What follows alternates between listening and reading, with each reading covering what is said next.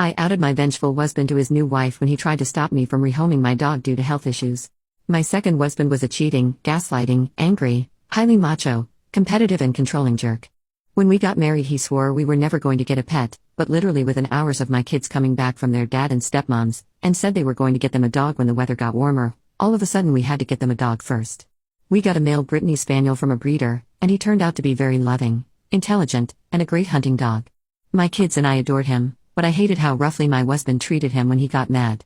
When we got divorced he said he had a right to take his dog, but fortunately our divorce mediator knew how traumatic that would be for my kids, and knew the whole story about how he hadn't wanted a pet and only got the dog because he was so competitive with the other parents, and how he mistreated him when he got mad. I remarried before he did, which really pissed him off, at least in part because he had put a lot of energy into trying to make me believe I wouldn't do any better than him and would regret it if I divorced him. I eventually developed fibromyalgia so badly that I could no longer pet or walk the dog, and my husband became pretty allergic to him, so we very reluctantly agreed we needed to rehome him.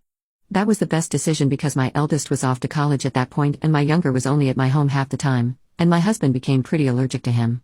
Whenever the husband and I would go on a trip we would leave the dog with our next door neighbors.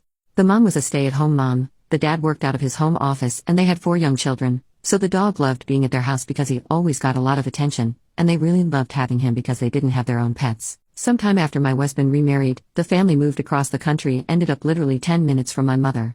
The mom had grown up in a small town not far from the city I grew up in, and they were moving back to be near her family and for better weather. Of course they were the first and only choice to get my dog, and they were absolutely thrilled at the offer. Well, somehow my husband found out about it and contacted them, and was aggressive enough about wanting him that they immediately got back to me, and let me know they didn't feel comfortable taking the dog as long as he didn't agree to it.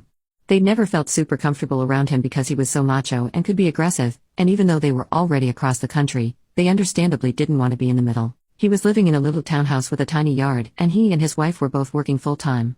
He actually had 2 jobs, so he was rarely there and the dog wouldn't get much attention at all. Electric fence for the dog to hang out in the yard the rest of the year. The former neighbors, however, live in a very large house on a huge piece of land right by the mountains where there's a lot of wildlife, so there are lots of interesting smells. They biked, they ran, and since the weather is much better there, they're able to spend almost the entire year being active outdoors and had said they would take the dog with them as often as possible. So for backup I called both our vet and the breeder and asked them where they thought he would be better off. No surprise what their answer was. I also spent an entire therapy session discussing the decision to make 100% sure that I was doing it for the right reasons. When I tried to talk to my husband about how much better off the dog would be with them and told him that the breeder and vet both agreed, he said I don't give a damn how much better off he would be with them, I just want him.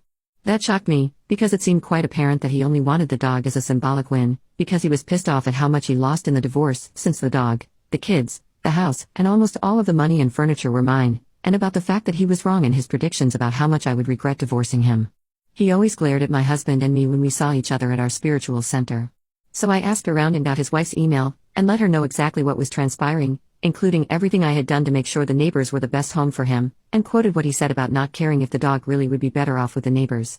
It turns out he had been making it sound to her like I was just being a vengeful jerk, and lo and behold, the next day I get a phone call from him saying that he had been praying on it, and he had decided that it would be best for our dog to go with the neighbors. Not thanks, my wife chewed me out and won't agree to take the dog, so go ahead and give him to them. I was already going to visit my mother soon after that, took the dog, and he had plenty of incredibly fulfilling, ridiculously happy and love-filled years with the family until he passed, and I had visitation, so every time I went to visit my mom I got to play with him.